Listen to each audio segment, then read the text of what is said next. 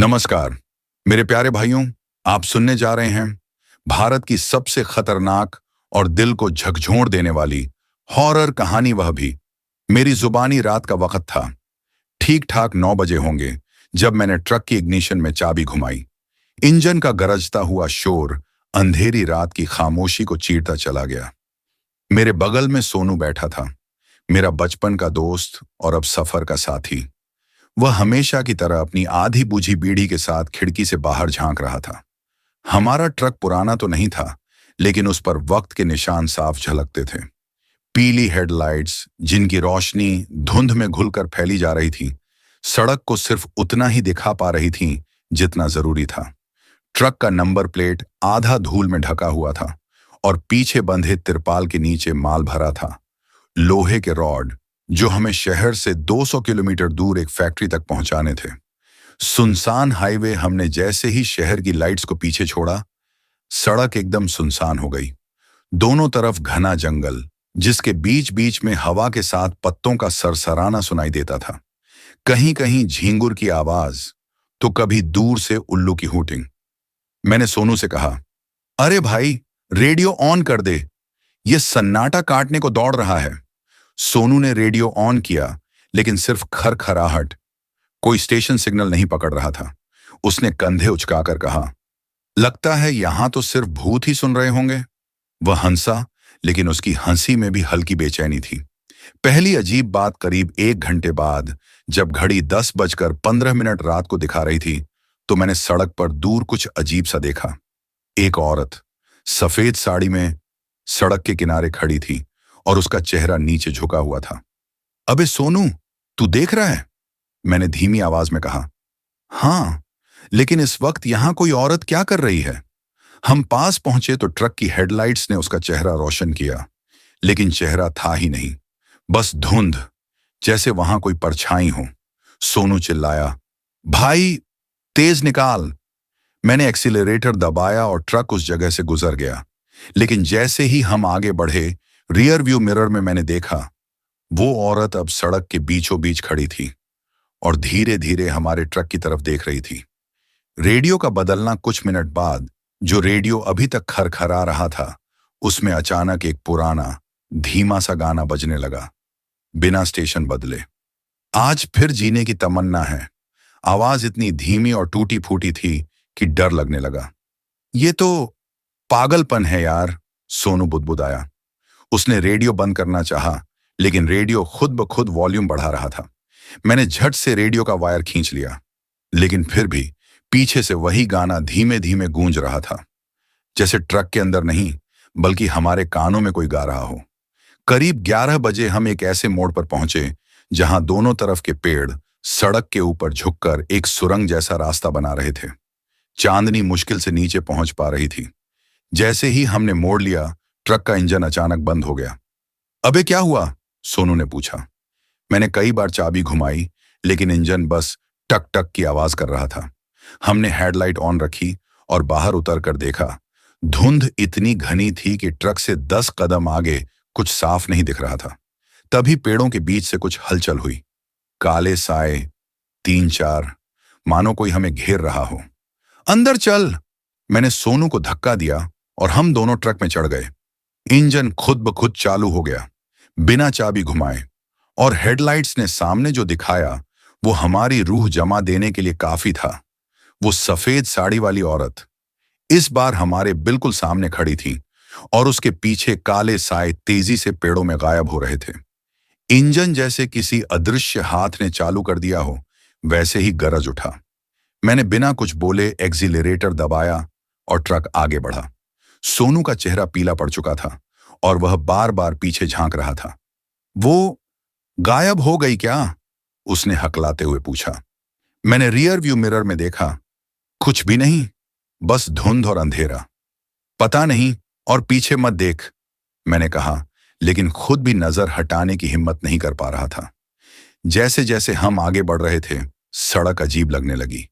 मैंने इस हाईवे पर पहले भी सफर किया था, लेकिन आज ये अलग था।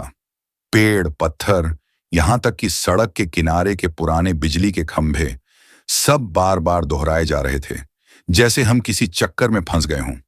भाई, ये वही मोड़ नहीं है जो हमने 15 मिनट पहले पार किया था? सोनू ने डर से कांपते हुए पूछा। मैंने सड़क के किनारे पड़े एक टूटे बोर्ड पर नजर डाली। मोड़पुर गांव, 3 किलोमीटर लिखा था, लेकिन ये तो हमने पहले ही देख लिया था। मतलब हम घूम फिर कर यहीं आ रहे हैं? मेरा माथा ठंडा पसीने से भीगने लगा। अचानक ट्रक के केबिन में किसी के बैठने की आवाज आई, पीछे, माल के पास। भाई, किसी ने चढ़ाई की है, सोनू ने धीमे से कहा। मैंने शीशे से पीछे देखा, और जो देखा उसने मेरे हाथ पैर सुन्न कर दिए। एक बूढ़ा आदमी, फटी हुई धोती कुर्ता में, बिना आंखों के, बस खाली गड्ढों जैसे गहरे काले घेरे।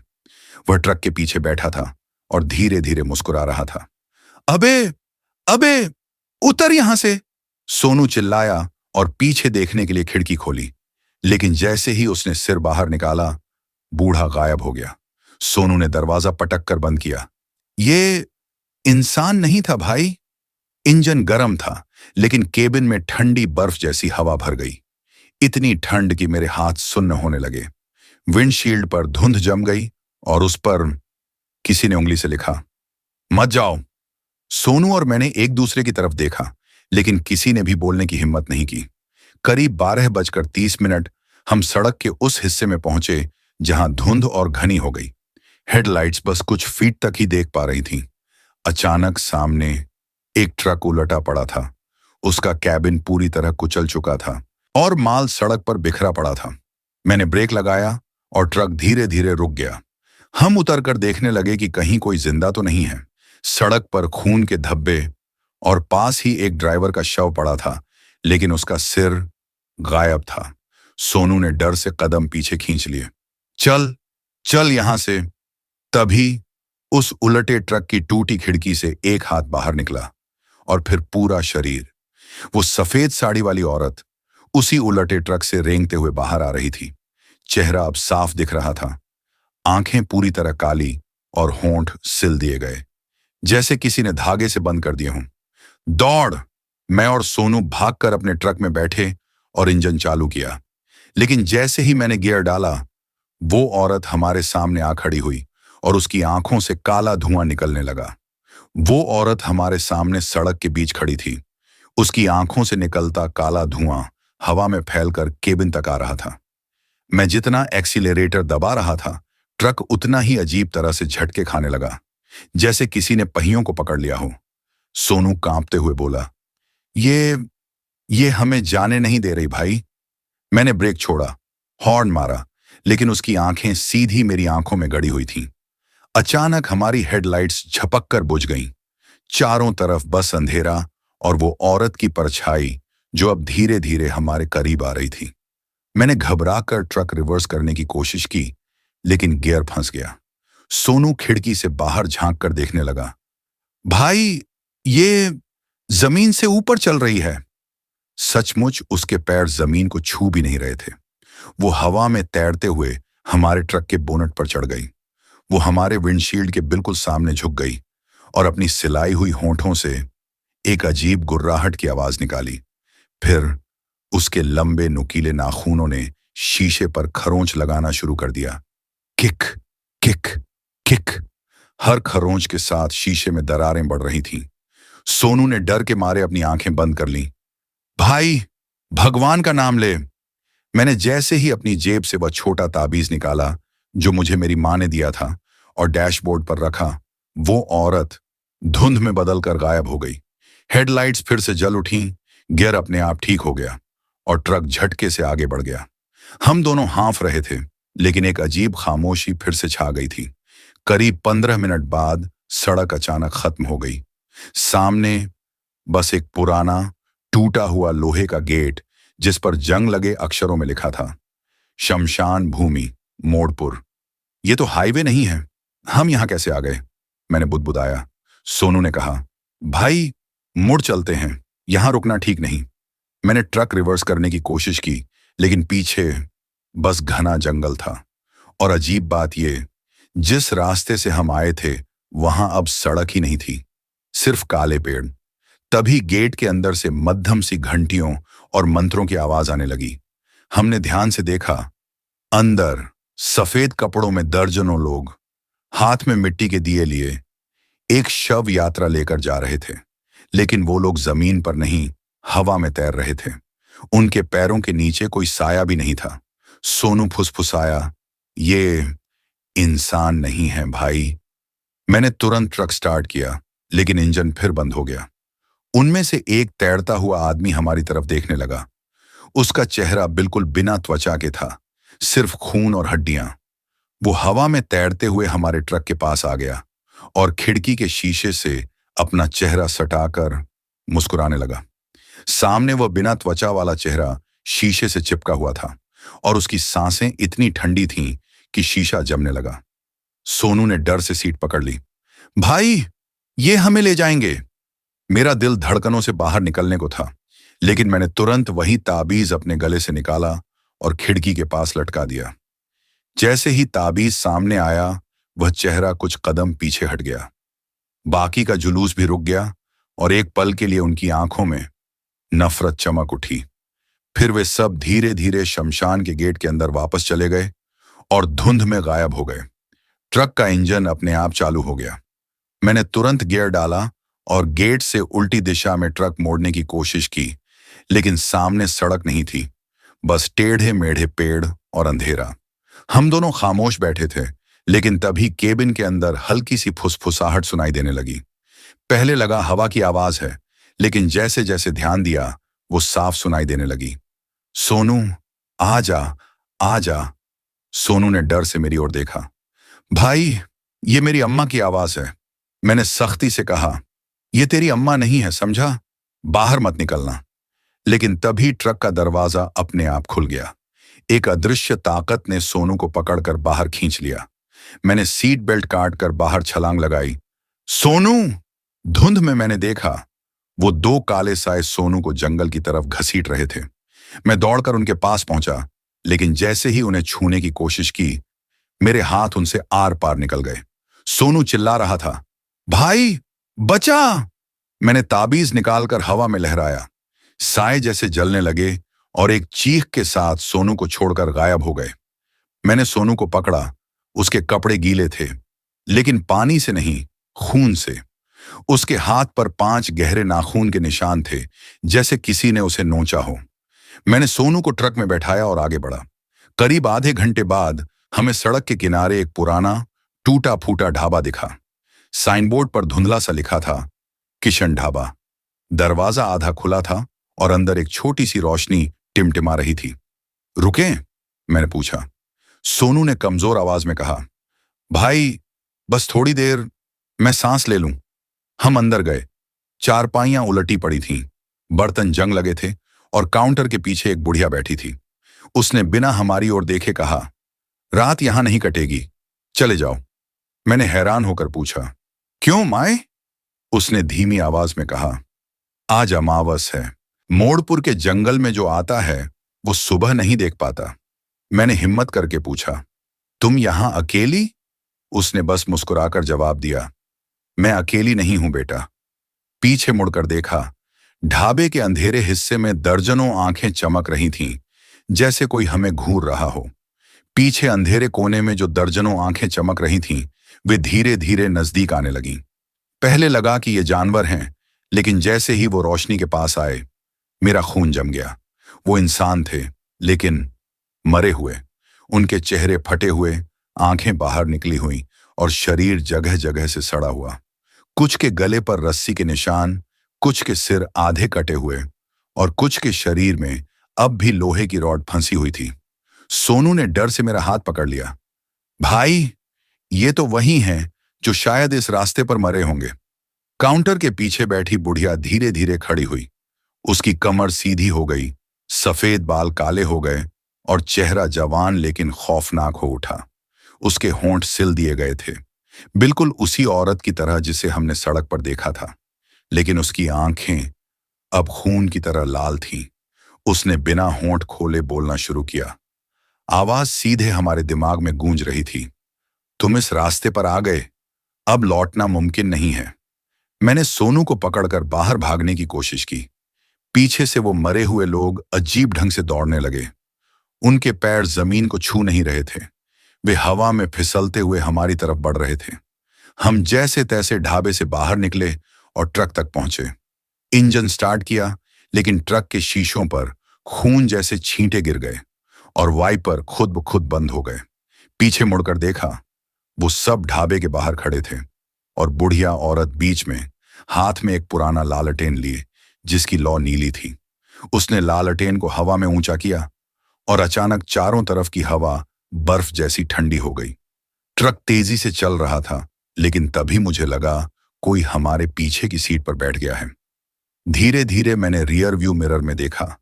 सोनू के पीछे एक बूढ़ा आदमी बैठा था, वहीं जो बिना आंखों वाला हमने पहले देखा था। वो बस मुस्कुरा रहा था और उसके होंठ हिल नहीं रहे थे। लेकिन आवाज आई, तुम यहां से नहीं निकल पाओगे। सोनू ने जैसे ही मुड़कर देखा, बूढ़ा गायब हो गया, लेकिन उसकी जगह सीट पर गीले खून का बड़ा धब्बा रह गया। हमें लगा कि हम आखिरकार जंगल से बाहर निकल रहे हैं, क्योंकि सड़क सीधी हो गई थी।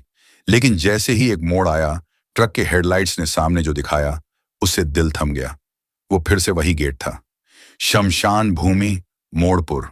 सोनू रो पड़ा, भाई हम फिर यहीं आ गए। गेट हमारे सामने था, शमशान भूमि, मोड़पुर। ट्रक अपने आप रुक गया, जैसे किसी ने ब्रेक दबा दिए हों। मैंने बार बार एक्सीलरेटर दबाया, लेकिन इंजन ने एक अजीब सी गुर्राहट की आवाज निकाली और फिर अपने आप गियर रिवर्स में चला गया। हैंडल अपने आप घूम रहा था और ट्रक हमें वापस उसी जंगल के अंदर ले जाने लगा। सोनू डर के मारे रो रहा था, भाई ये हमसे गाड़ी छीन चुके हैं। मैंने चाबी निकालने की कोशिश की, लेकिन चाबी ऐसे अटक गई जैसे किसी ने अंदर से पकड़ ली हो। तभी डैशबोर्ड पर पुरानी उंगलियों के निशान उभरने लगे, खून से लिखी एक लाइन, अब तुम हमारे हो। पीछे से हमें फिर से आवाजें आने लगीं, भारी सांसें और धातु के घिसने जैसी खरोंच। मैंने शीशे से झांक कर देखा, ट्रक के ऊपर कई काले साए दौड़ रहे थे, जैसे शिकारी अपने शिकार के ऊपर मंडरा रहे हों। अचानक उनमें से एक साया ट्रक की फ्रंट विंडशील्ड पर आ गिरा। उसका चेहरा इंसान का नहीं था, लंबा मुंह, टेढ़े मेढ़े दांत और आंखें सिर्फ सफेद, बिना पुतली के। उसने अपना हाथ शीशे में घुसा दिया, कांच बिना टूटे, जैसे उसका हाथ धुएं का बना हो, और सोनू की गर्दन पकड़ ली। सोनू तड़पने लगा, उसका चेहरा नीला पड़ने लगा। मैंने एक हाथ से स्टीयरिंग संभालते हुए ताबीज उठाया और उस हाथ पर लगाया। एक पल में वो हाथ जलने लगा और साया दर्द में चीखते हुए गायब हो गया। लेकिन सोनू बेहोश हो चुका था। सड़क अचानक खत्म होकर एक पुरानी खंडहर हवेली के सामने आ गई। ट्रक अपने आप रुक गया। हवेली के ऊंचे दरवाजे अपने आप खुल गए, जैसे हमें अंदर बुला रहे हों। मैंने सोनू को सीट से उठाया, उसके कंधे पर हाथ डाला और बाहर निकला। हवेली की दीवारों पर काई जमी थी, खिड़कियां टूटी हुई थीं और हर कोने से चमगादड़ों की चीखें आ रही थीं। अंदर जाते ही लगा जैसे हवेली जिंदा है। दीवारें हल्की हल्की सांस ले रही थीं और फर्श के नीचे किसी के कदमों की आवाज गूंज रही थी। एक बड़े हॉल में पहुंचे। वहां दर्जनों पुराने लकड़ी के ताबूत रखे थे। कुछ बंद थे, कुछ आधे खुले और कुछ में सड़े हुए कंकाल पड़े थे। हॉल के बीचों बीच एक पुरानी कुर्सी पर वही सफेद साड़ी वाली औरत बैठी थी, लेकिन अब उसका रूप और भयानक था। उसके होंठों की सिलाई खुल चुकी थी और अंदर से दर्जनों सांप निकल रहे थे। उसने हमें देखते ही मुस्कुराया और बोली, अब तुम यहीं रहोगे, हमेशा के लिए। हवेली के उस हॉल में जहां दर्जनों पुराने ताबूत रखे थे, ठंडी और बासी हवा भारी हो चुकी थी। वो सफेद साड़ी वाली औरत अपनी कुर्सी से उठी और उसके कदमों की आहट फर्श के अंदर से गूंजती थी, जैसे वो जमीन के नीचे से आ रही हो। सोनू अब भी बेहोश था, लेकिन उसके चेहरे पर पीली और नीली लकीरें उभरने लगी थीं, मानो उसकी नसों में खून की जगह कुछ और बह रहा हो। उसने अपनी काली आंखों से मुझे घूरते हुए कहा, तुम नहीं जानते ये हवेली क्या है। फिर बिना होंठ हिलाए उसकी आवाज सीधी मेरे दिमाग में गूंजने लगी।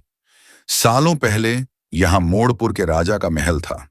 राजा ने लालच में अपने ही लोगों की बलि दे दी और उनकी आत्माएं इस हवेली में कैद हो गईं। मैं भी उनमें से एक थी, लेकिन मुझे सबसे क्रूर मौत मिली। मेरे होंठ सी दिए गए ताकि मैं अपने पति की गद्दारी का सच न बोल पाऊं। वो पास आई और मैं उसकी सांस महसूस कर सकता था, बर्फ जैसी ठंडी। अब जो भी इस जंगल और शमशान के रास्ते आता है वो हमारी दुनिया का हिस्सा बन जाता है। अचानक हॉल की दीवारें खिंचने लगीं, ताबूत अपने आप खुलने लगे और उनमें से सड़े गले हाथ बाहर आने लगे। हवेली अब किसी जीव की तरह हिलने लगी थी। दरारों से काला धुआं निकल रहा था जिसमें इंसानों के चेहरे बनते और मिटते जा रहे थे। मैंने सोनू को उठाने की कोशिश की, लेकिन उसका शरीर भारी हो चुका था, मानो किसी ने उसे पत्थर बना दिया हो। तभी औरत ने अपनी उंगली से हवा में एक गोल घेरा खींचा और वो घेरा लाल रोशनी से जलने लगा। उसने कहा, इसी घेरे में तुम्हारा दोस्त हमेशा के लिए हमारे साथ रहेगा। मैंने तुरंत अपनी जेब में हाथ डाला। ताबीज अब तक मेरे पास था, लेकिन उसका धागा लगभग जल चुका था, जैसे उसने अपनी सारी ताकत इस्तेमाल कर ली हो। मैंने कांपते हुए ताबीज को उस लाल घेरे में फेंक दिया। जैसे ही ताबीज घेरा छुआ, एक तेज धमाका हुआ। हवेली की छत से ईंटें गिरने लगीं और औरत पीछे की ओर धकेली गई। वो चीखी, तुम्हें निकलने नहीं दूंगी। हवेली के पिछले हिस्से में एक टूटी हुई सीढ़ी दिखाई दी जो नीचे किसी अंधेरे सुरंग में जाती थी। मैंने सोनू को अपने कंधे पर डाला और वहां भागा। पीछे से दर्जनों साए हवा में तैरते हुए हमारा पीछा करने लगे। सुरंग की हवा बदबूदार और भारी थी, लेकिन उसके दूर से ठंडी रात की हल्की सी खुशबू आ रही थी। शायद ये बाहर का रास्ता था, लेकिन आधे रास्ते में सुरंग की दीवारों से हाथ निकलकर हमें पकड़ने लगे। सोनू को खींचा जाने लगा। उसका शरीर फिर से कांपने लगा। मैंने पूरी ताकत से उसे खींचा और जमीन पर गिरते गिरते उसे बचा लिया। आखिरकार हम सुरंग के आखिरी हिस्से तक पहुंचे। वहां एक जंग लगा लोहे का दरवाजा था। मैंने जोर से धक्का मारा और दरवाजा टूटकर खुल गया। हम बाहर थे, लेकिन सामने जो था उसे देखकर मेरी सांस रुक गई। हम फिर से उसी सड़क पर खड़े थे और दूर से वही पुराना गेट नजर आ रहा था। शमशान भूमि मोड़ पर ट्रक फिर से हाईवे पर दौड़ रहा था, लेकिन अब उसकी हर आवाज मेरे कानों में डर की दस्तक की तरह गूंज रही थी। इंजन की गड़गड़ाहट के बीच मुझे ट्रक की बॉडी के अंदर से किसी के थपथपाने की हल्की आवाज सुनाई दे रही थी। ठप ठप ठप। ये तू सुन रहा है? मैंने धीमी आवाज में सोनू से पूछा। वो स्टीयरिंग पर ध्यान जमाए बोला, क्या? टप टप। ये जो पीछे से आ रही है आवाज। सोनू ने कोई जवाब नहीं दिया, लेकिन मैंने देखा उसके हाथ स्टीयरिंग पर और कस गए थे, जैसे उसने भी वो आवाज सुन ली हो। कुछ ही पलों बाद ट्रक के आगे सड़क पर घना कोहरा अचानक से और गाढ़ा हो गया। हेडलाइट की रोशनी उसमें खो सी गई थी। हमारी स्पीड अपने आप कम हो गई, लेकिन कोहरे के बीच मुझे एक औरत का धुंधला सा साया दिखा। सफेद कपड़े, बिखरे बाल। वो सड़क के बिल्कुल बीचों बीच खड़ी थी। ब्रेक मार! मैं चिल्लाया। सोनू ने ब्रेक दबाया, लेकिन ट्रक सीधा उस औरत के आर पार निकल गया। पीछे मुड़कर देखा, सड़क खाली थी। मेरे शरीर का पसीना ठंडा पड़ चुका था। सोनू ने एक लंबी सांस ली, लेकिन कुछ बोला नहीं। हम आगे बढ़े, लेकिन अब ट्रक के अंदर का माहौल बदल गया था। केबिन में अचानक अजीब सी बदबू भर गई, जैसे किसी ने गीला मिट्टी और खून मिलाकर सड़ने के लिए छोड़ दिया हो। ये बदबू कहां से आ रही है? मैंने खिड़की खोलते हुए पूछा। सोनू ने धीरे से कहा, ये ढाबे वाले बूढ़े की बदबू है। मैं चौंक पड़ा। क्या मतलब? वो बोला, तूने उस बूढ़े को देखा था ना? वो इस हाईवे पर सालों पहले मरा था। उसकी बात सुनते ही मेरे दिमाग में एक तेज झटका लगा। क्या वो बूढ़ा जिंदा नहीं था? कोहरे के बीच हाईवे पर चलते हुए हम एक पुरानी जर्जर बस के पास से गुजरे। उसकी खिड़कियों पर धुंध जमी थी, लेकिन अंदर काले साए हिल रहे थे। बस के दरवाजे पर खून के धब्बे थे और ऊपर धुंधले अक्षरों में लिखा था, यात्री अभी भी सफर में हैं। मैंने डरते डरते सोनू से कहा, ये बस तूने पहले देखी है? सोनू बोला, हाँ, लेकिन हर बार जब देखी है, इसके यात्री कभी उतरते नहीं। आगे एक जगह सड़क दो हिस्सों में बंट रही थी। राइट टर्न जंगल की तरफ और लेफ्ट टर्न नदी की तरफ जाता था। सोनू ने बिना सोचे जंगल का रास्ता ले लिया। क्यों? ये रास्ता क्यों? मैंने पूछा। उसने धीरे से कहा, क्योंकि अगर नदी के रास्ते गए तो वापस नहीं आएंगे। जंगल का रास्ता और भी सुनसान था। अब पत्तों की सरसराहट के बीच मुझे ट्रक की छत पर किसी के दौड़ने की थप-थप की आवाज साफ सुनाई दे रही थी। मैंने ऊपर देखने की कोशिश की, लेकिन हेडलाइट की रोशनी में सिर्फ कोहरे में लिपटी डालियां दिखीं। फिर अचानक ट्रक के सामने एक बड़ा सा काला साया कूदा। सोनू ने ब्रेक मारा और ट्रक वहीं रुक गया। सामने वो औरत खड़ी थी, लेकिन इस बार उसके चेहरे पर कोई चेहरा ही नहीं था। ट्रक की हेडलाइट्स अब भी उसी अजीब धुंध में फंसी हुई थीं। बाहर से लग रहा था जैसे हम किसी लंबी, अंतहीन सुरंग में चल रहे हों, लेकिन ये सुरंग पत्थर की नहीं, घने काले धुएं की बनी हुई थी। मैं ड्राइविंग सीट पर था और सोनू मेरे बगल में। दोनों के चेहरे पर पसीना था, जबकि बाहर ठंडी हवा चल रही थी।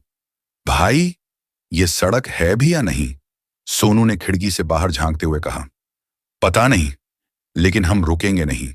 जो भी है, पार करना पड़ेगा, मैंने डर छुपाते हुए कहा। अचानक हमें ट्रक के केबिन के पीछे से कोई आवाज सुनाई दी।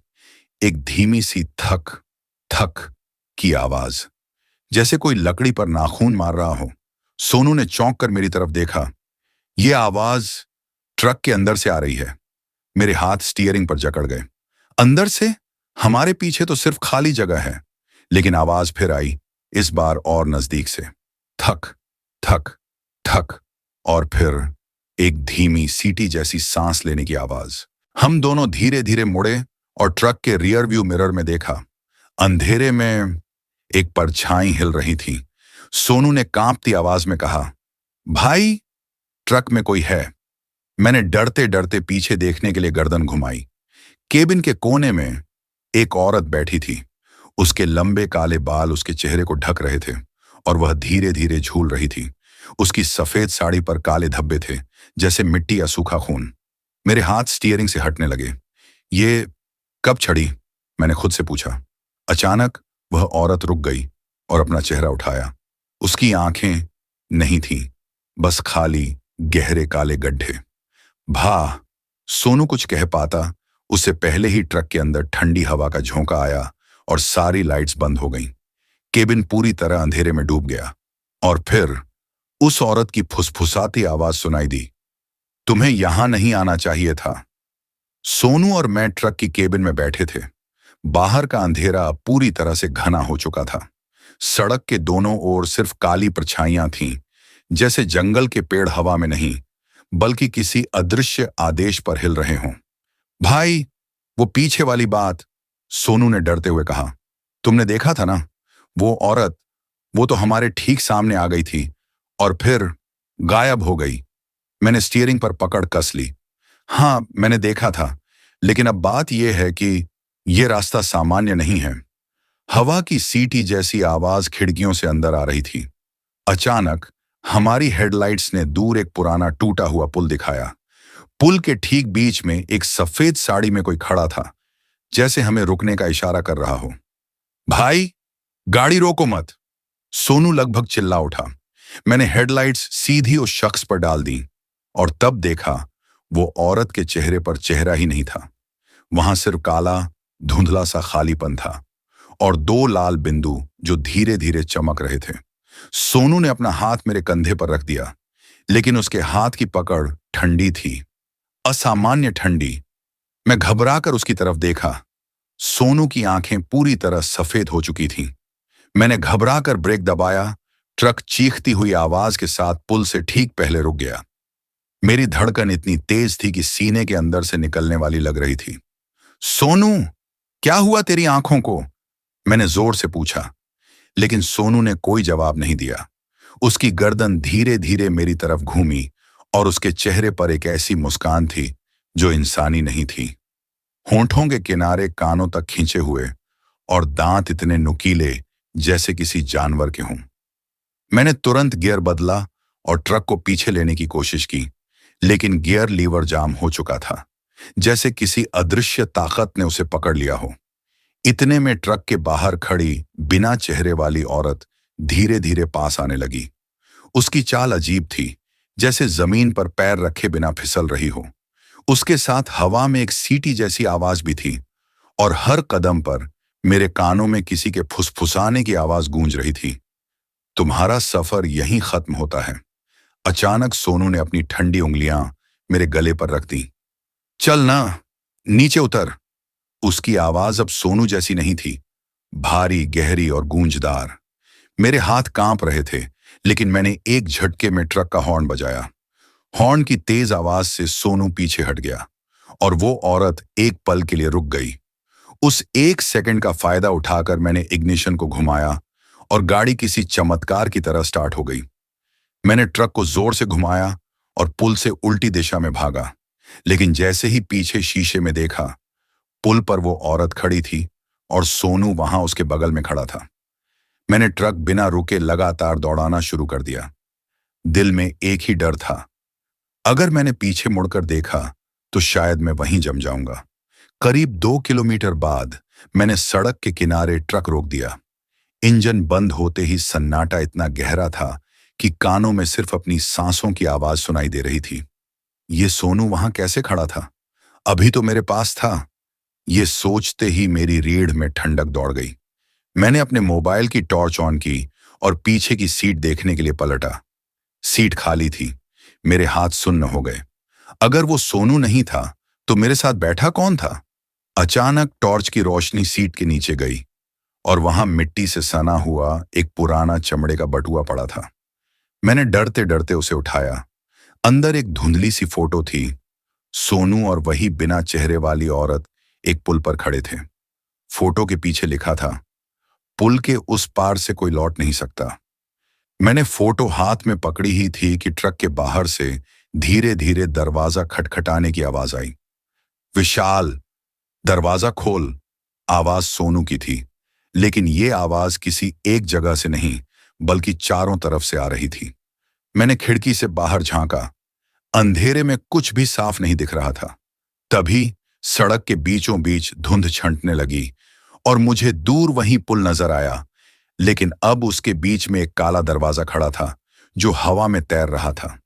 उस दरवाजे के आसपास सैकड़ों सफेद आंखें अंधेरे में चमक रही थीं और उनमें से एक एक करके परछाइयां बाहर आने लगीं। मैं ट्रक के अंदर बैठा था, लेकिन उस काले दरवाजे से नजरें हटा नहीं पा रहा था। जितना देखता उतना लगता कि दरवाजा धीरे धीरे मेरी तरफ खींचता चला आ रहा है। अचानक ट्रक की हेडलाइट अपने आप जल गई और रोशनी सीधी उसी दरवाजे पर पड़ी।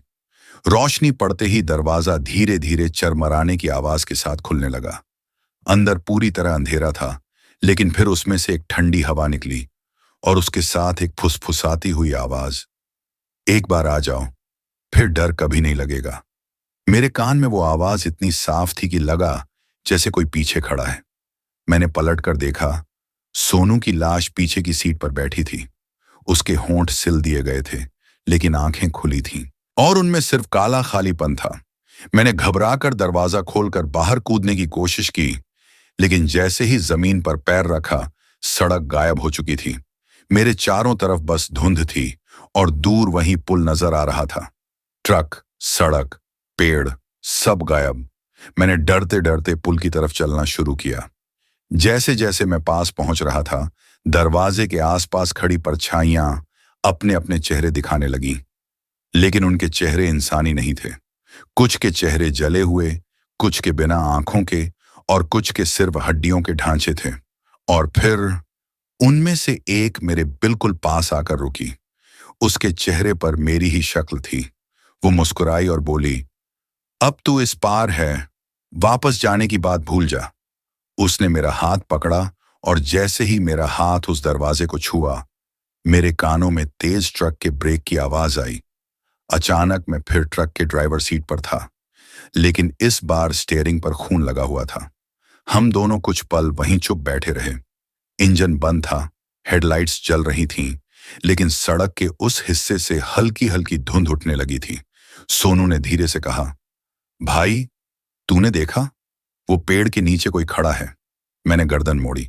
हेडलाइट की रोशनी धुंध को चीरते हुए मुश्किल से पेड़ की तने तक पहुंच रही थी।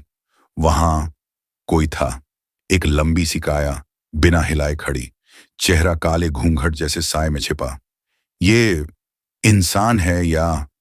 मैंने बात अधूरी छोड़ दी। सोनू का चेहरा पीला पड़ गया। भाई, ये तो सड़क के इस हिस्से पर था ही नहीं जब हम आए थे। मैंने गहरी सांस ली, फिर कहा, चल, हॉर्न मार, देखता हूं, अगर हिलता है तो इंसान होगा। सोनू ने हॉर्न दबाया। तेज आवाज रात की खामोशी को चीरती हुई फैल गई, पर वो आकृति जस की तस खड़ी रही। और तभी हेडलाइट की रोशनी में उसका सिर धीरे धीरे हमारी तरफ घूमने लगा। चेहरे पर कोई नाक, आंख, होंठ नहीं, सिर्फ काला, गड्ढे जैसा खालीपन। सोनू चिल्लाया, भाई, गाड़ी भगा। मैंने झटके से इंजन स्टार्ट किया और एक्सीलरेटर दबा दिया। ट्रक आगे बढ़ा तो वो काली आकृति हवा में तैरते हुए हमारे पीछे आने लगी। पैर नहीं थे, बस जमीन से 1 फुट ऊपर, सरकते हुए हमारी रफ्तार के बराबर। सड़क अब पहले से भी सुनसान थी, न कोई और वाहन, न कोई बत्ती, बस ट्रक का गड़गड़ाता इंजन और पीछे से आती उस परछाई की सरसराहट। सोनू ने सीट पकड़ते हुए कहा, भाई, अगर ये हमारे साथ साथ चल रही है तो आगे जाकर ये ट्रक में चढ़ भी सकती है। मैंने कुछ नहीं कहा, लेकिन मन में बस एक ही ख्याल था, ये चीज अगर ट्रक के अंदर आ गई तो शायद हम जिंदा नहीं बचेंगे।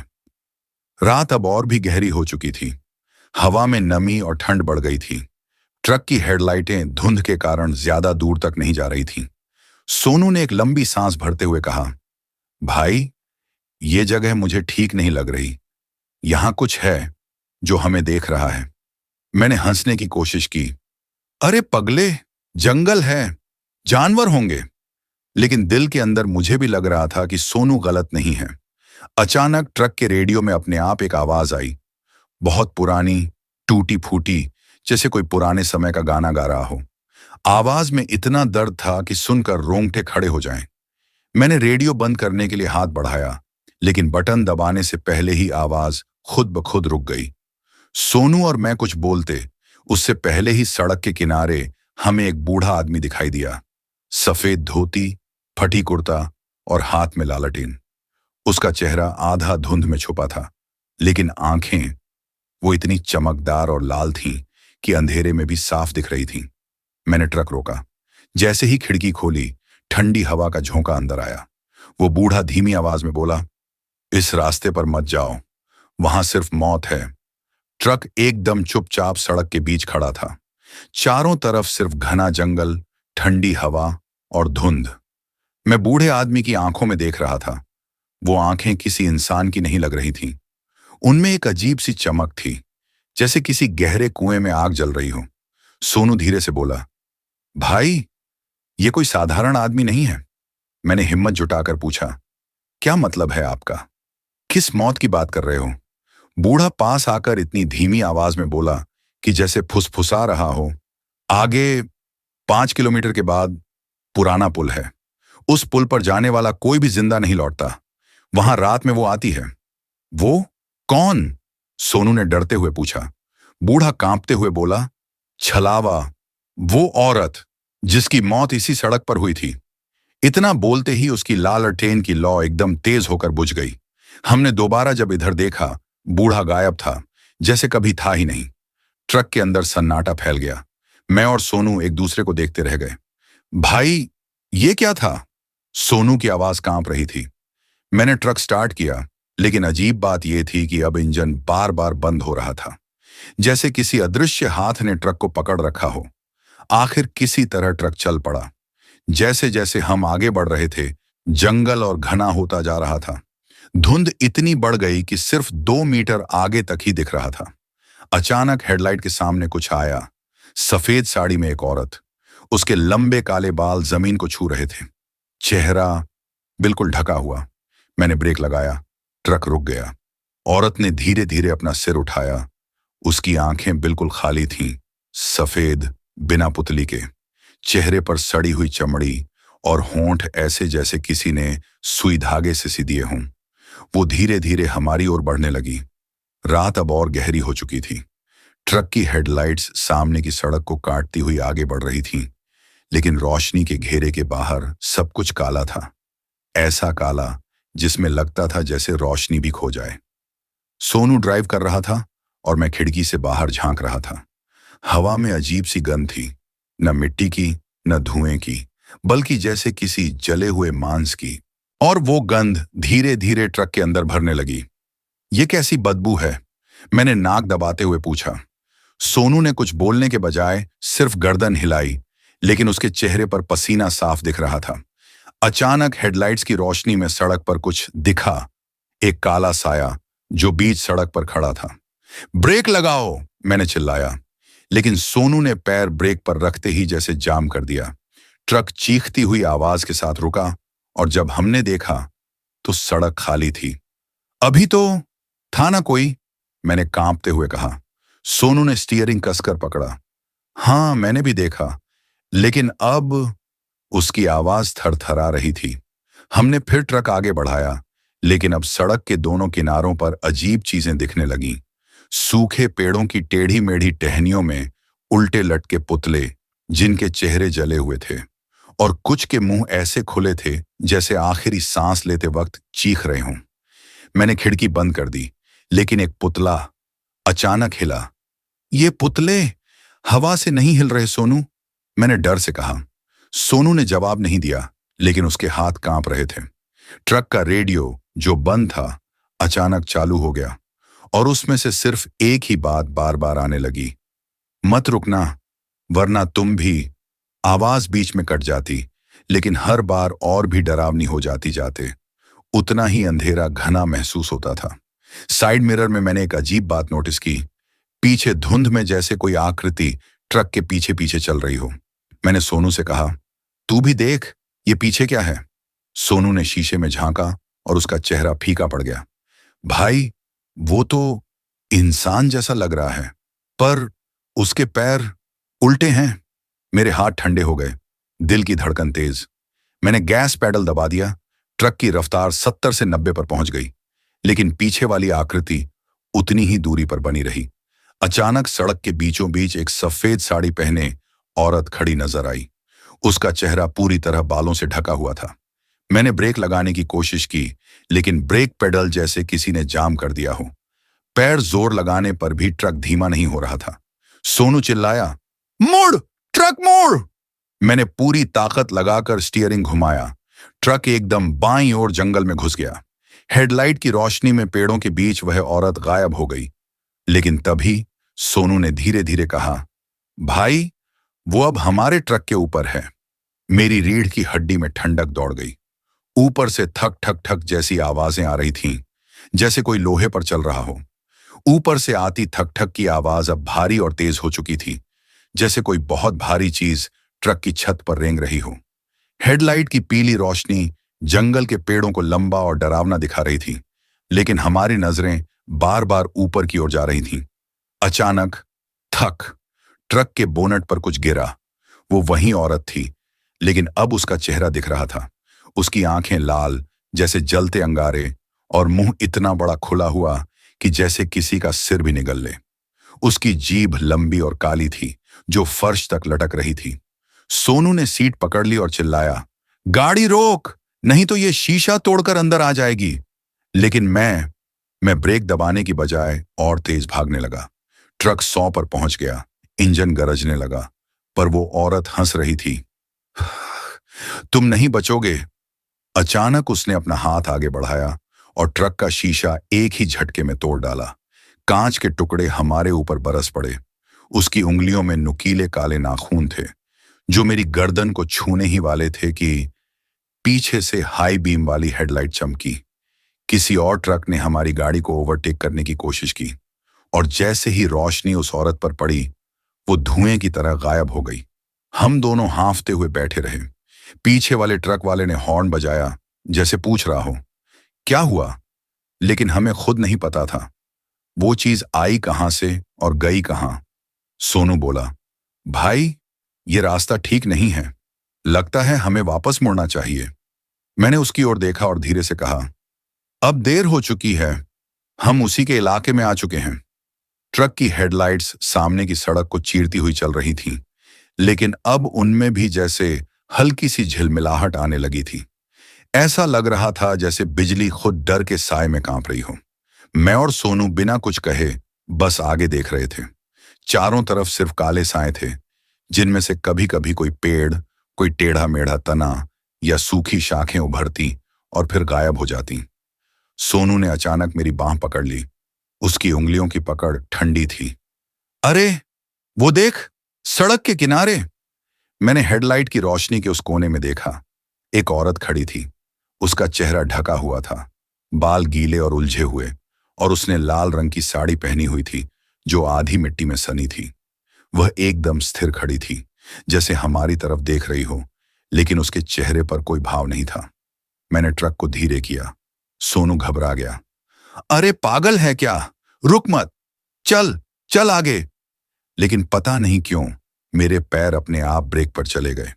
हेडलाइट की रोशनी अब पूरी तरह उस औरत पर थी, और तभी उसने अपना सिर धीरे धीरे ऊपर उठाया। उसकी आंखें इंसानी नहीं थीं, पूरी तरह काली। भाई, गाड़ी बढ़ा। सोनू की आवाज अब कांप रही थी। मैंने एक्सीलरेटर दबाया और ट्रक आगे बढ़ा दिया। लेकिन जैसे ही हम उस जगह से निकले, मैंने रियर व्यू मिरर में देखा। वो औरत अब सड़क के बीच खड़ी थी और उसका चेहरा मुस्कुरा रहा था। ट्रक तेजी से दौड़ रहा था, लेकिन न जाने क्यों लग रहा था जैसे इंजन में ताकत नहीं है। स्टीयरिंग मेरे हाथ में था, पर ट्रक अपने आप दाएं बाएं हल्का झटके ले रहा था। सोनू खिड़की से बाहर देख रहा था, फिर अचानक बोला, भाई, ये देख। मैंने उसकी तरफ देखा। उसकी आंखें फैल गई थीं, होंठ सूख गए थे। क्या हुआ? मैंने पूछा। वह कांपते हुए बोला, पीछे कोई बैठा है। मेरे पूरे शरीर में जैसे बर्फ दौड़ गई। मैंने धीरे धीरे रियर व्यू मिरर में देखा। ट्रक की पिछली सीट पर सच में कोई बैठा था। एक काली परछाई जिसकी आंखों से हल्की नीली चमक निकल रही थी। चेहरा पूरी तरह धुंध में ढका था, पर उसकी सांसों की आवाज मैं साफ सुन सकता था, भारी, गहरी और ठंडी। मैंने हिम्मत करके ट्रक रोका, इंजन बंद कर दिया। लेकिन जैसे ही चाबी निकाली, ट्रक के अंदर की पीली लाइट अपने आप टिमटिमाने लगी और फिर तेज चमकने लगी। पीछे बैठी वह परछाई अब धीरे धीरे आगे झुक रही थी। उसकी लंबी उंगलियां सीट के किनारे को पकड़ रही थीं और गर्दन इंसानों से ज्यादा लंबी होकर हमारी तरफ झुक रही थी। सोनू ने दरवाजा खोलकर बाहर कूदने की कोशिश की, लेकिन दरवाजा अंदर से लॉक हो चुका था। और फिर डीजल मीटर ने एक झटका लिया। सुई सीधी खाली पर आ गई। इंजन अपने आप स्टार्ट हुआ और ट्रक पीछे की ओर चलने लगा। ट्रक पीछे की ओर बिना किसी ड्राइवर के कंट्रोल में चला जा रहा था। स्टीयरिंग अपने आप घूम रहा था। ब्रेक दबाने पर भी असर नहीं हो रहा था। मैं और सोनू दोनों सीटों से चिपके हुए थे। डर से पसीना हमारे कपड़ों में समा चुका था। करीब आधा किलोमीटर पीछे जाने के बाद ट्रक अचानक रुक गया। हम दोनों ने खिड़की से बाहर झांका। हम एक पुराने जंग लगे लोहे के पुल पर थे। नीचे गहरा काला पानी बह रहा था, लेकिन पानी की लहरों के साथ एक अजीब सी फुसफुसाहट सुनाई दे रही थी, जैसे कोई पानी के अंदर से नाम पुकार रहा हो। विशाल, सोनू, आओ। मेरे सीने में सिहरन दौड़ गई। मैंने सोनू की तरफ देखा। उसके होंठ कांप रहे थे, आंखें खाली हो चुकी थीं। अचानक ट्रक की हेडलाइट अपने आप ऑन हो गई और सामने का नजारा हमारी सांस रोक देने वाला था। पुल के बीच में एक औरत खड़ी थी। लाल साड़ी, खुले लंबे बाल जो हवा में नहीं बल्कि ऐसे हिल रहे थे जैसे पानी के अंदर हो, और पैरों के पास से पानी टपक रहा था, जबकि हम पुल पर थे, पानी से बहुत ऊपर। उसने धीरे धीरे सिर उठाया। उसका चेहरा आधा सड़ चुका था, आंखें खाली गड्ढों जैसी, लेकिन भीतर गहरा लाल उजाला जल रहा था। वह आगे बढ़ी और जैसे जैसे वह पास आती, ट्रक का डीजल मीटर धीरे धीरे फुल की तरफ बढ़ने लगा। लेकिन इंजन से अजीब भयानक आवाजें आने लगीं, जैसे कोई जंजीर घसीट रहा हो। सोनू ने कांपते हुए कहा, भाई, ये वही है, हाईवे का छलावा। मैंने जैसे ही चाबी घुमाकर ट्रक स्टार्ट करने की कोशिश की, हेडलाइट की रोशनी झपकी और वह औरत अब ठीक ट्रक के बोनट पर बैठी थी। अपनी लंबी गीली उंगलियों से विंडशील्ड पर खून जैसे लाल पानी से लिख रही थी, अब तुम नहीं बचोगे। ट्रक जंगल की गहरी काली सड़क पर धीरे धीरे बढ़ रहा था। खिड़की के बाहर सिर्फ घना अंधेरा और पेड़ों की परछाइयां थीं, जो कभी कभी हेडलाइट की रोशनी में भूत जैसी आकृतियों में बदल जाती। हवा में अजीब सी गंध घुली हुई थी, न मिट्टी की, न बारिश की, बल्कि जैसे किसी पुराने सड़े हुए मांस की।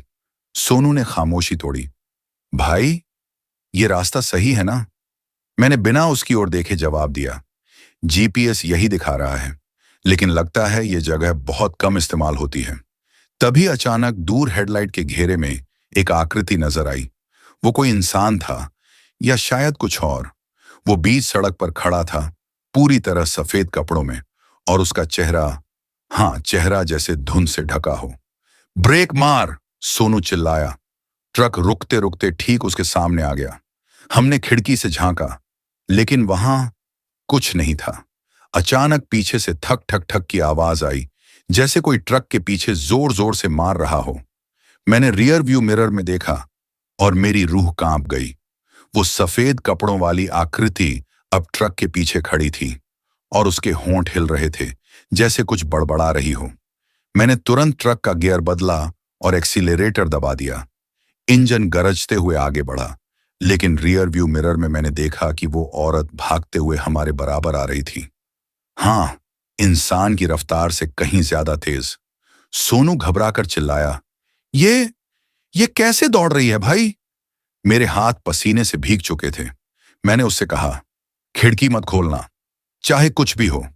ट्रक तेजी से आगे बढ़ रहा था, लेकिन तभी थक थक थक, ये आवाज अब बाईं तरफ से आई। सोनू ने डरते डरते खिड़की की तरफ देखा और उसका चेहरा सफेद पड़ गया।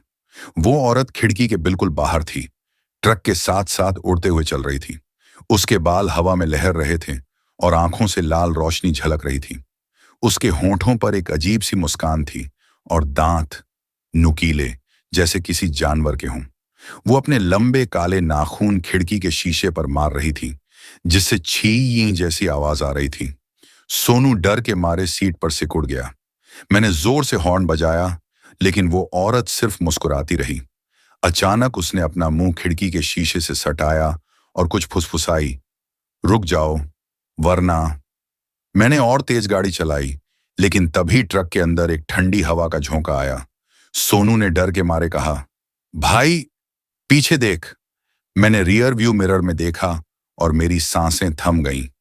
वो औरत अब ट्रक के अंदर ठीक हमारे पीछे वाली सीट पर बैठी थी। मेरे हाथ स्टीयरिंग पर जम गए। सोनू तो डर के मारे बोल भी नहीं पा रहा था। उसकी आंखें बस पीछे वाली सीट पर टिकी थीं। वो औरत अब पास से देखने पर और भी डरावनी लग रही थी। उसकी त्वचा सफेद नहीं, बल्कि राख जैसी धूसर थी, जैसे सालों से धूप नहीं देखी हो। बाल उलझे हुए, आंखें जलती लाल, और होठों से काला तरल टपक रहा था। वो धीरे धीरे झुककर आगे आने लगी। उसके हर कदम के साथ ट्रक के अंदर ठंड बढ़ रही थी। मेरे माथे पर पसीना था, लेकिन उंगलियां बर्फ जैसी ठंडी हो चुकी थीं। सोनू ने कांपते हुए कहा, दीदी, आप यहां कैसे? उस औरत के होंठ एक अजीब सी मुस्कान में फैल गए। मैं तो हमेशा यहां होती हूं। उसकी आवाज में ऐसा अजीब कंपन था, जैसे कई लोगों की आवाज एक साथ बोल रही हो। अचानक ट्रक का रेडियो अपने आप चालू हो गया। कोई स्टेशन नहीं था, बस चूं चूं छी छी जैसी आवाज, और उसके बीच से एक धीमी फुसफुसाहट, रोक दो, रोक दो, नहीं तो। सोनू ने तुरंत डैशबोर्ड से हनुमान चालीसा की छोटी सी किताब उठाई और जोर से पढ़ने लगा। जैसे ही उसने 2 पंक्तियां पढ़ीं, वो औरत चीख उठी, ऐसी चीख जो कान फाड़ दे। ट्रक के शीशे हिलने लगे, हेडलाइट बार बार टिमटिमाने लगी।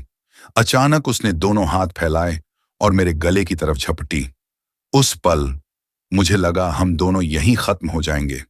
उसने जैसे ही मेरा गला पकड़ने को हाथ बढ़ाया, मैंने पूरी ताकत से स्टीयरिंग को घुमाया।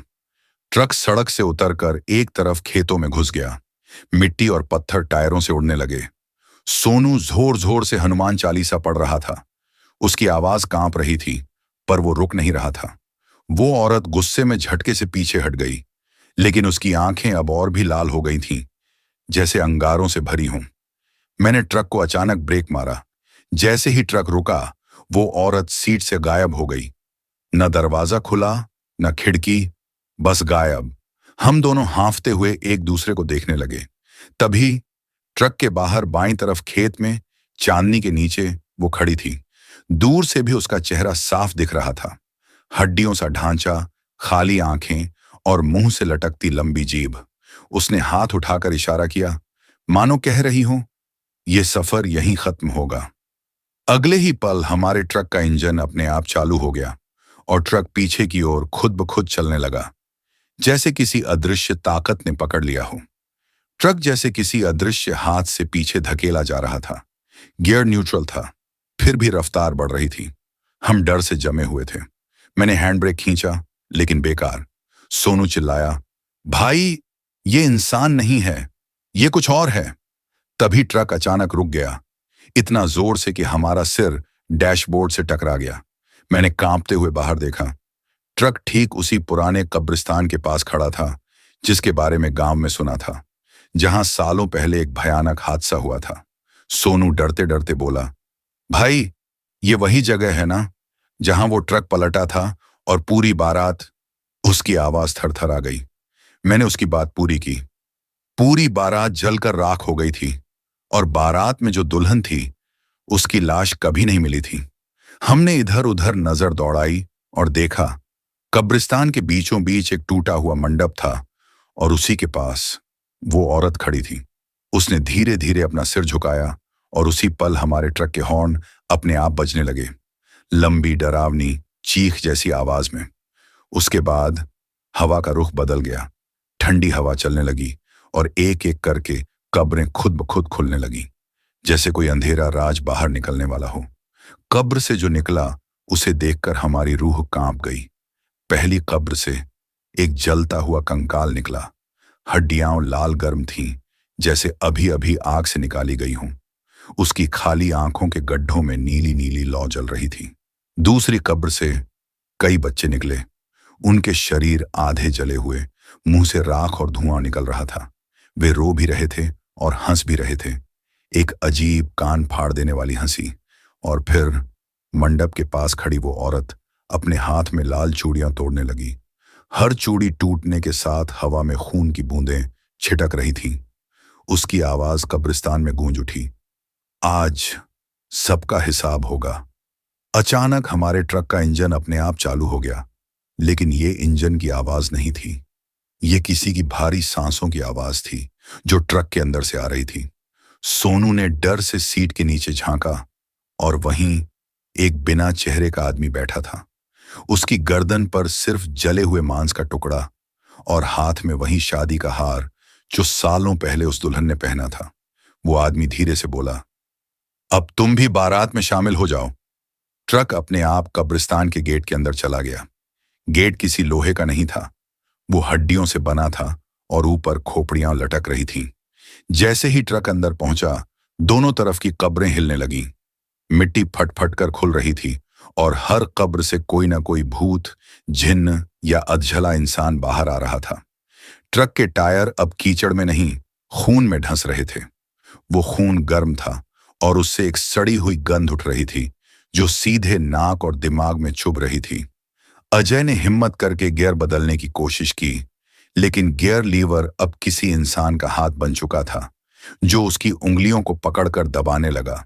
विशाल चीख पड़ा, ये जगह हमें छोड़ने वाली नहीं है। तभी ट्रक के सामने वो दुल्हन आ खड़ी हुई, जो सालों पहले आग में जलकर मरी थी। उसका आधा चेहरा पिघला हुआ था और आधे चेहरे पर अभी भी सोने का मेकअप चिपका था।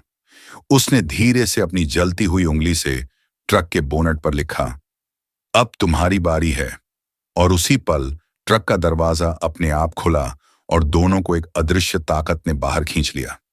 दोनों को खींचते हुए उस पुरानी हवेली के पिछवाड़े में लाया गया। वहां एक टूटा हुआ मंडप बना था, लेकिन उस पर सजावट ताजी थी। लाल फूल जिनसे खून टपक रहा था और पीली रोशनी जो बुझने बुझने के बीच अजीब सी छाया बना रही थी। चारों तरफ पुराने जमाने के बाराती खड़े थे, लेकिन सबके चेहरे जले हुए, आंखें सफेद और मुंह से सिर्फ धुआं निकल रहा था। ढोल शहनाई बज रही थी, मगर धुन में कोई खुशी नहीं। वो मौत का गीत था, जिसे सुनते ही दिल की धड़कन जैसे रुकने लगती थी। अजय और विशाल को जबरदस्ती मंडप के सामने बिठा दिया गया।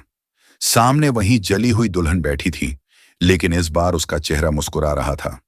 एक ऐसी मुस्कान जिसमें स्वागत नहीं, सिर्फ बदला था। पुराना पंडित, जिसकी आंखें ही नहीं थीं, मंत्र पढ़ने लगा, पर वो संस्कृत नहीं थी, वो किसी पराई शैतानी भाषा में थे, जिससे हवा भारी और ठंडी हो गई। अचानक दुल्हन ने अपना हाथ अजय की तरफ बढ़ाया। उसकी उंगलियां हड्डियों की तरह नुकीली थीं, और जैसे ही उसने अजय की हथेली पकड़ी, अजय ने देखा कि उसका पूरा शरीर धीरे धीरे जलने लगा। लेकिन उसे कोई दर्द नहीं, बस अंदर से एक ठंडी आग महसूस हो रही थी। विशाल उठने की कोशिश कर रहा था, मगर उसके पैरों में लोहे की जंजीरें बंध चुकी थीं, जो जमीन में धंसकर उसे वहीं जकड़े हुए थीं। तभी पंडित ने आखिरी मंत्र बोला, और मंडप के ऊपर से एक औरत की चीख गूंज उठी, अब हमारी आत्मा पूरी होगी। ट्रक के चारों ओर सन्नाटा फैल चुका था। सिर्फ इंजन की धीमी गड़गड़ाहट और पत्तों की सरसराहट सुनाई दे रही थी। चांद अब बादलों में छुप गया था, और अंधेरा इतना गहरा हो चुका था कि हेडलाइट के बाहर कुछ भी साफ नजर नहीं आ रहा था। अजय ने डरते डरते कहा, विशाल, मुझे लग रहा है ये रास्ता, ये जगह बिल्कुल वैसी ही है जैसी मेरे सपनों में आती थी। विशाल ने सिगरेट का कश लिया और जवाब दिया, सपने में देखी जगह? तेरा दिमाग खराब है क्या? ऐसे वक्त मजाक मत कर। लेकिन अजय की आंखों में मजाक नहीं था, वहां बस डर था, एक अजीब सा ठंडा डर। अचानक ट्रक का इंजन एकदम से खड़खड़ाया और बंद हो गया। हेडलाइट बुझ गई। चारों तरफ अंधेरा छा गया। अरे यार, ये क्या हो गया? विशाल ने झुंझलाकर बोनट खोलने के लिए दरवाजा खोला, लेकिन जैसे ही उसका पैर जमीन पर पड़ा, उसे एहसास हुआ जमीन ठंडी नहीं थी, बल्कि बर्फ जैसी जमी हुई थी। अजय भी बाहर निकला और दोनों बोनट के पास गए। इंजन के पाइप से धुआं उठ रहा था, लेकिन कोई लीकेज नहीं था। तभी दूर जंगल से घुंघरुओं की आवाज आने लगी, पहले धीमी, फिर धीरे धीरे पास आती हुई। छन छन, छन छन। अजय का चेहरा सफेद पड़ गया। विशाल, ये वही आवाज है, सपने वाली। विशाल ने चारों ओर देखने की कोशिश की, लेकिन अंधेरे में कुछ नजर नहीं आ रहा था। फिर हेडलाइट के बुझने के बावजूद सामने सड़क के बीचों बीच एक औरत का साया दिखा। उसकी ऊंचाई असामान्य थी, बाल जमीन तक लटक रहे थे और पैरों में घुंघरू थे जो बिना हिले भी बज रहे थे। वो धीरे धीरे उनकी तरफ बढ़ी। हर कदम के साथ हवा ठंडी होती जा रही थी और ट्रक का शीशा अपने आप धुंध से ढकने लगा। अजय ने कांपते हुए विशाल से कहा, ये इंसान नहीं है, हमें यहां से निकलना होगा। विशाल ने दरवाजा बंद करने की कोशिश की, लेकिन वो औरत अब ट्रक के बिल्कुल सामने आ चुकी थी। उसने सिर झुकाकर शीशे के पार देखा। उसकी आंखें लाल थीं और होंठों से खून टपक रहा था। मुस्कुराई, और उसके दांत इंसानों जैसे नहीं थे। रात के लगभग 3 बज रहे थे। सड़क पूरी तरह सुनसान थी। सिर्फ ट्रक की इंजन की घरघराहट और टायरों की गड़गड़ाहट सुनाई दे रही थी। सोनू बार बार शीशे से बाहर झांक रहा था, जैसे किसी अदृश्य चीज को ढूंढ रहा हो। तभी हेडलाइट की रोशनी में सड़क के किनारे एक अजीब सा साया दिखा। लंबा, असामान्य रूप से पतला, और उसके हाथ पांव किसी इंसान जैसे नहीं, बल्कि टेढ़े मेढ़े पेड़ों की टहनियों जैसे थे। अजय ने गियर बदलते हुए कहा, विशाल, तूने देखा? विशाल ने धीरे से सिर हिलाया, लेकिन उसकी आंखें डर से फैली हुई थीं। ये इंसान नहीं है, उसने धीमे से कहा। जैसे ही ट्रक पास पहुंचा, वो साया अचानक हवा में ऊपर उछल गया और सीधे ट्रक की छत पर आकर धम से गिरा। पूरा ट्रक हिल गया। अजय ने ब्रेक लगाने की कोशिश की, लेकिन पैडल जैसे पत्थर बन गए हों, दब ही नहीं रहे थे।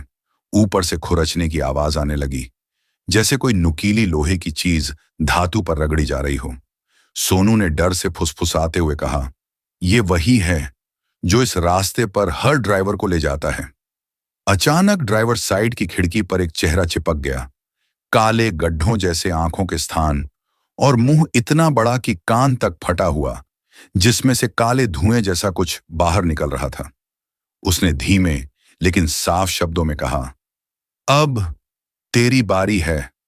अजय ने हिम्मत जुटाकर हॉर्न दबाया, लेकिन आवाज आधी निकलते ही जैसे किसी ने ट्रक को घुटन में डाल दिया हो। इंजन खांसने लगा, हेडलाइट टिमटिमाने लगी। विशाल ने चिल्लाकर कहा, छत पर जो भी है उसे उतारना होगा। अजय ने तेजी से गियर डाउन किया और ट्रक को जोर से झटके में घुमाया, लेकिन तभी ऊपर से ठहाके गूंजने लगे। वो हंसी इंसान की नहीं थी, जैसे कई आवाजें एक साथ रो रही हों और हंस रही हों। फिर अचानक सब शांत, सिर्फ पीछे से किसी के धीमे कदमों की आहट आई। क्लक, क्लक, क्लक, और वो दरवाजे के पास आ खड़ा हुआ। अंधेरे में उसका चेहरा अब साफ दिख रहा था।